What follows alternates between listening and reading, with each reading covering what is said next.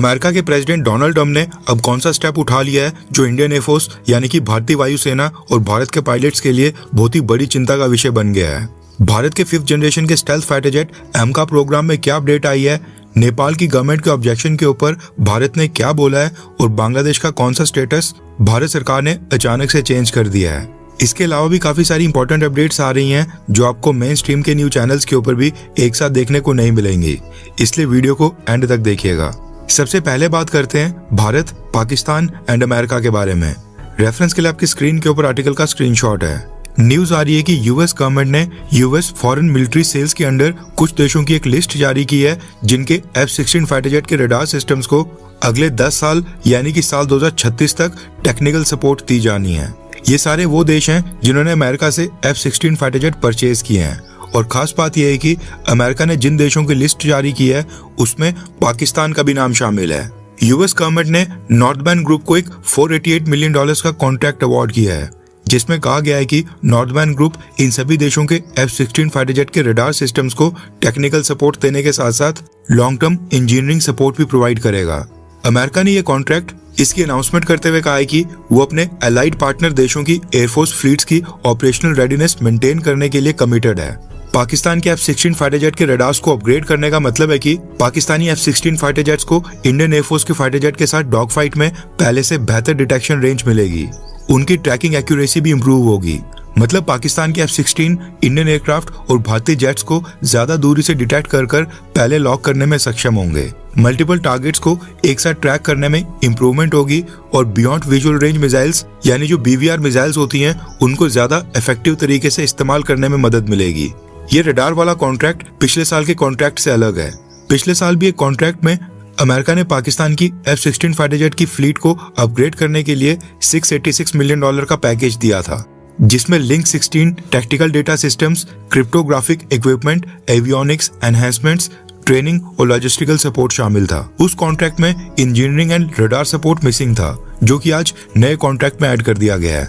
पाकिस्तान अपने F-16 fighter jet की fleet को साल 2040 तक ऑपरेशनल रखना चाहता है और अमेरिका इस चीज में पाकिस्तान को फुली सपोर्ट करते दिखाई दे रहा है। हैरानी वाली बात यह है कि जो बाइडेन की प्रेसिडेंसी में अमेरिका ने पाकिस्तान के F-16 फाइटर जेट को अपग्रेड नहीं किया था, लेकिन डोनाल्ड ट्रंप के सेकंड टर्म में 2 सालों में 2 बार अमेरिका पाकिस्तान के F-16 फाइटर जेट को अपग्रेड करने के 2 कॉन्ट्रैक्ट दे चुके हैं, जो दिखाता है कि डोनाल्ड ट्रंप का सेकंड टर्म भारत के लिए बहुत ही ज्यादा नुकसानदेही साबित हो रहा है।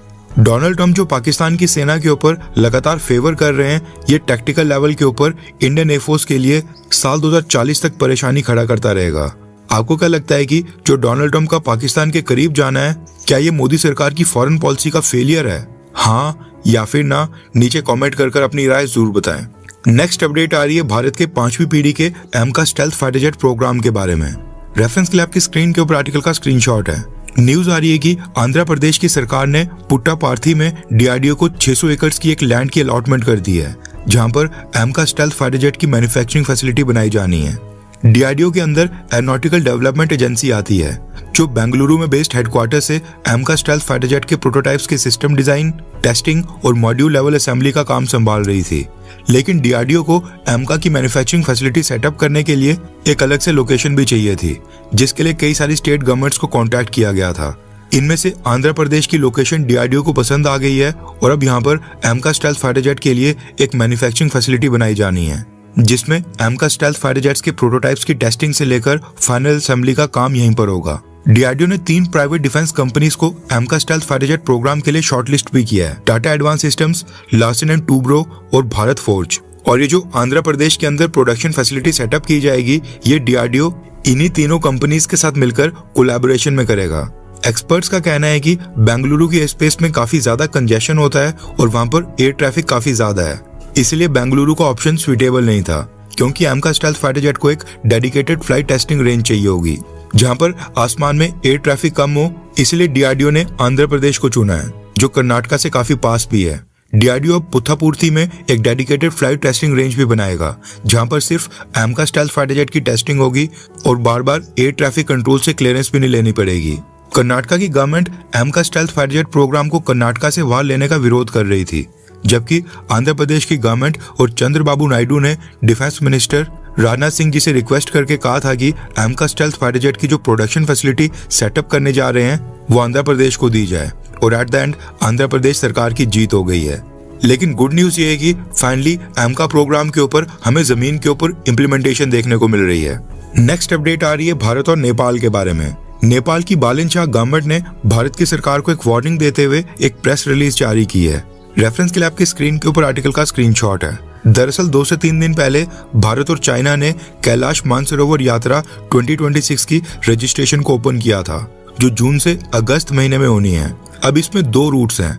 एक तो सिक्किम वाला रूट है, लेकिन जो दूसरा रूट है वो उत्तराखंड के साथ जो हमारा चाइना के पास बॉर्डर लगता है, ये वाला रूट लिपुलेख पास से क्रॉस होता है, जिसको नेपाल बोलता है कि ये उनकी टेरिटरी है।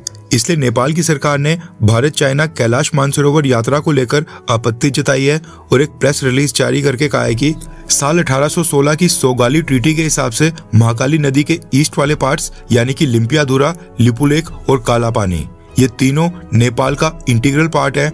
इस एरिया में सड़क बनाना, ट्रेड करना या तीर्थ यात्रा जैसी कोई भी एक्टिविटी करना, हम ये लगातार भारत से कहते आए हैं कि इस तरह की कोई भी एक्टिविटी ना हो। चाइना को भी हमने इन्फॉर्म कर दिया है। नेपाल की सरकार भारत के साथ हिस्टोरिकल ट्रीटीज, फैक्ट्स और मैप्स के बेसिस के ऊपर डिप्लोमेटिक सॉल्यूशन चाहती है। इसलिए हम भारत और चाइना को इस एरिया में सभी एक्टिविटीज रोकने के लिए कहते हैं। इस पर हमें ऑब्जेक्शन है, हमें आपत्ति है। नेपाल की सरकार ने भारत और चाइना दोनों को एक डिप्लोमेटिक नोट भी भेजकर अपना प्रोटेस्ट लॉन्च करवाया है। अब ये जो पूरा डिस्प्यूट है, इसको लेकर भारत और चाइना दोनों देशों ने ही नेपाल की गवर्नमेंट की बात नहीं सुनते हुए ये जो लिपुलेख पास है, यहाँ से न सिर्फ कैलाश मानसरोवर की यात्रा कंडक्ट की जा रही है, बल्कि चाइना इसी रास्ते को भारत के साथ ट्रेड करने के लिए एक ट्रेड रूट के रूप में डेवलप करना चाहता है। यहाँ से छोटे लेवल के ऊपर ट्रेड भी किया जा रहा है। नेपाल की गवर्नमेंट चाइना से रिक्वेस्ट करती है कि भारत उनको ये लिम्पियाधुरा, लिपुलेख और कालापानी वाला एरिया नहीं दे रहा है, इसलिए एटलीस्ट चाइना ही नेपाल की बात मान ले और भारत के साथ यहाँ से कनेक्टिविटी को बंद कर दे। लेकिन चाइना इस मामले में नेपाल सरकार की एक बात नहीं मानती है और यहाँ से कैलाश मानसरोवर यात्रा भी अलो करती है, और साथ में इस रूट को चाइना भारत के साथ ट्रेड के लिए एक बड़े ट्रेड रूट में कन्वर्ट करना चाहता है। नेपाल में भी नई गवर्नमेंट आई है और गर्मजोशी में इस तरह की स्टेटमेंट्स और कैलाश मानसरोवर यात्रा रोकने के लिए वार्निंग देना ये आगे भी होता रहेगा। लेकिन भारत और चाइना हमेशा की तरह नेपाल की सरकार की स्टेटमेंट्स को इग्नोर करके इसी लिपुलेख पास के थ्रू कनेक्टिविटी को और स्ट्रॉन्ग करते रहेंगे। नेपाल सरकार के विरोध के बाद भारत के विदेश मंत्रालय ने भी एक स्टेटमेंट इशू करके नेपाल सरकार के क्लेम्स को रिजेक्ट कर दिया है और कहा है कि ये पुराना रूट है जहां से कई दशकों से कैलाश मानसरोवर यात्रा पहले भी चलते आ रही है। जहां तक टेरिटोरियल क्लेम्स की बात है तो नेपाल सरकार के दावे इतिहास या तथ्यों के ऊपर आधारित नहीं है और भारत नेपाल की सरकार के साथ मिलकर बातचीत करने के लिए रेडी है, ये कहना है भारत का। नेक्स्ट अपडेट आ रही है भारत और बांग्लादेश को लेकर। रेफरेंस के लिए आपकी स्क्रीन के ऊपर आर्टिकल का स्क्रीनशॉट है। न्यूज निकल कर आ रही है कि भारत सरकार ने बांग्लादेश के इंडियन हाई कमीशन में पोस्टेड इंडियन डिप्लोमेट्स के लिए फैमिली पोस्टिंग स्टेटस रीडेजिग्नेट कर दिया है। डिप्लोमेटिक भाषा में फैमिली पोस्टिंग और नॉन फैमिली पोस्टिंग का मतलब सामने वाले देश में डिप्लोमेट्स की सिक्योरिटी और लिविंग कंडीशंस के साथ होता है। जब भी किसी देश में सिचुएशन स्टेबल और सेफ मानी जाती है, लॉ एंड ऑर्डर वहां पर नॉर्मल होता है, थ्रेट लेवल कम हो जाता है, तो फिर वहां पर पोस्टेड डिप्लोमेट्स अपनी फैमिली, वाइफ और बच्चों को भी साथ रखने को उनको परमिशन दी जाती है और इसी चीज को फैमिली पोस्टिंग कहा जाता है। लेकिन जब भी किसी देश में पॉलिटिकल अनरेस्ट, प्रोटेस्ट या सिक्योरिटी थ्रेट हो जाता है, डिप्लोमेट्स की जान के ऊपर खतरा होता है, जैसे बांग्लादेश में वायलेंट प्रोटेस्ट के समय हुआ था, फिर उस केस में सरकार डिप्लोमेट्स को अपनी फैमिली ले जाने की परमिशन नहीं देती है और जो फैमिली मेंबर्स वहां पर होते भी हैं उनको भी वापस बुला लिया जाता है। इसी चीज को नॉन फैमिली पोस्टिंग कहा जाता है। नॉन फैमिली पोस्टिंग का मतलब है कि डिप्लोमेट्स को अकेला रहना पड़ेगा, सिक्योरिटी प्रोटोकॉल्स वहां पर टाइट होंगे और किसी भी वक्त रेस्क्यू के लिए इमरजेंसी इवैक्यूएशन प्लान की रेडीनेस को मेंटेन करना पड़ेगा। भारत ने बांग्लादेश में इलेक्शन से पहले नॉन फैमिली पोस्टिंग का स्टेटस अनाउंस किया था। बांग्लादेश में इलेक्शन से पहले जनवरी महीने में वहां पर काफी वायलेंट प्रोटेस्ट हो रहे थे। स्टूडेंट लीडर उस्मान हादी की हत्या के बाद इंडियन हाई कमीशन के ऊपर हमला करने की भी कोशिश की गई थी, जिसके बाद भारत ने बांग्लादेश को नॉन फैमिली पोस्टिंग की डेजिग्नेशन दी थी। लेकिन अब बांग्लादेश में नई सरकार बनने के 2-2.5 महीनों के बाद दोबारा से फैमिली पोस्टिंग डेजिग्नेट कर दिया गया है। अब बांग्लादेश में डिप्लोमेट्स अपनी वाइफ, बच्चों या फिर और फैमिली मेंबर्स को साथ ले सकते हैं। भारत का सिग्नल ये है कि हमारे अकॉर्डिंग बांग्लादेश में सिचुएशन अब स्टेबल हो रही है और थ्रेट लेवल अब हमारे डिप्लोमेट्स के लिए कम हो गया है। नेक्स्ट अपडेट आ रही है ईरान वॉर और अमेरिका को लेकर। रेफरेंस के लिए आपकी स्क्रीन के ऊपर आर्टिकल का स्क्रीनशॉट है। जैसा कि आपको पता होगा कि स्ट्रेट ऑफ हॉर्मुज के उस पार अभी भी भारत के 12 से 14 ऑयल टैंकर और कार्गो शिप्स वहां पर फंसे हुए हैं, जो 28 फरवरी से अभी तक स्ट्रेट ऑफ हॉर्मुज के दूसरी साइड पर यानी कि पर्शियन गल्फ में फंसे हैं। एंड अभी तक ये शिप्स स्ट्रेट ऑफ हॉर्मुज को क्रॉस करके बाहर नहीं आए हैं क्योंकि ईरान इनको परमिशन ही नहीं दे रहा है। अब भारत के तो बस 12 से 14 शिप्स हैं, लेकिन दुनिया भर के कई 100 शिप्स आज की डेट में पर्शियन गल्फ में फंसे हुए हैं, जिनको लेकर अब यूएस प्रेसिडेंट डोनाल्ड ट्रम्प ने अनाउंस किया है कि वो ईरान के साथ नेगोशिएशंस के अंदर इनको भी इंक्लूड कर रहे हैं। और इन्हीं शिप्स को रेस्क्यू करने के लिए अब डोनाल्ड ट्रम्प ने प्रोजेक्ट फ्रीडम की अनाउंसमेंट करते हुए कहा है कि दुनिया भर के कई सारे देश जो मिडिल ईस्ट के इस कॉन्फ्लिक्ट में डायरेक्टली इन्वॉल्व नहीं है, उन्होंने अमेरिका से रिक्वेस्ट की है कि उनके शिप्स को फ्री करने में मदद की जाए। ये शिप्स स्ट्रेट ऑफ हॉर्मुज में फंसे हुए हैं और इनका इस कॉन्फ्लिक्ट से कोई भी लेना देना नहीं है, ये बिल्कुल न्यूट्रल है। अमेरिकन शिप्स को सेफ तरीके से इस रिस्ट्रिक्टेड एरिया से बाहर निकालने में मदद करेगा ताकि ये सब अपना नॉर्मल बिजनेस कंटिन्यू कर सकें।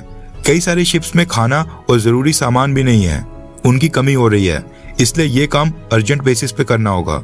अगर किसी ने भी इस प्रोसेस में रुकावट डाली तो अमेरिका अपनी फोर्स का इस्तेमाल करेगा और ये पूरा मिशन प्रोजेक्ट फ्रीडम के नाम से स्टार्ट होगा, जिसका उद्देश्य है न्यूट्रल देशों के लोगों और न्यूट्रल देशों की कंपनीज को स्ट्रेट ऑफ हॉर्मुज से सेफली निकालना। ये कहना है डोनाल्ड ट्रम्प का। यहाँ तक अगर आपने हमारी वीडियो देख ली है तो इसका मतलब है कि आपको हमारी ये वीडियो काफी अच्छी लगी होगी।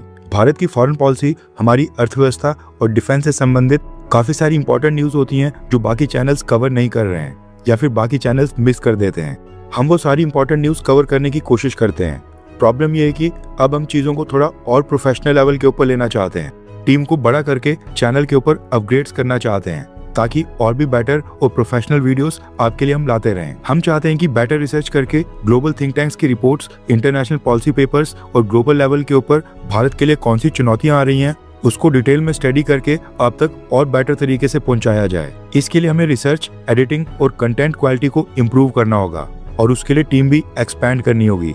ऑनेस्टी के साथ मैं आपको बताना चाहता हूं कि हमारे पास इस चैनल को नेक्स्ट लेवल के ऊपर लेने के लिए जुनून और जज्बा ये दोनों ही हैं। एक दिशा भी है जिसकी तरफ हम आगे बढ़ना चाहते हैं, लेकिन फंड्स की कमी आ रही है। हमें बस आपके सपोर्ट की जरूरत है जो आप हमारे चैनल का मेंबर बनकर हमें दिखा सकते हैं। हमने इंडियन अफेयर्स चैनल के ऊपर मेंबरशिप स्टार्ट कर दी है और मेंबरशिप को ज्वाइन करने का लिंक वीडियो के डिस्क्रिप्शन में दे दिया गया है, जहां से आप बहुत ही आसानी से चैनल को ज्वाइन कर सकते हैं। एंड ऐसा नहीं है कि आपको चैनल मेंबर बनने का कोई भी बेनिफिट नहीं होगा। चैनल मेंबर्स के लिए यानी कि जो भी लोग ज्वाइन करते हैं, हम उनके लिए हर हफ्ते 3 से 4 स्पेशल मेंबर्स ओनली वीडियोस लाते रहेंगे, जिसमें हम global think tanks, international experts और डिटेल जियोपॉलिटिकल एनालिसिस को शेयर करेंगे, जो अक्सर इंटरनेशनल रिपोर्ट्स, रिसर्च पेपर्स और एक्सपर्ट डिस्कशंस पे मिलते हैं। लेकिन जो हमारी नॉर्मल वीडियोस होती है उनमें उसको डिटेल में कवर करना काफी मुश्किल हो जाता है। बाकी जो नॉर्मल वीडियोस हमारे चैनल के ऊपर अभी आ रही हैं वो सब व्यूअर्स के लिए आती रहेंगी, लेकिन जो लोग चैनल को ज्वाइन करते हैं उनके लिए स्पेशल कंटेंट आएगा। आई होप आप लोग मेंबरशिप को ज्वाइन करके हमें सपोर्ट करेंगे ताकि हम आपस में एक साथ मिलकर इस चैनल को नेक्स्ट लेवल के ऊपर ले जाएं। ज्वाइन करने का लिंक डिस्क्रिप्शन में है। जय हिंद, वंदे मातरम।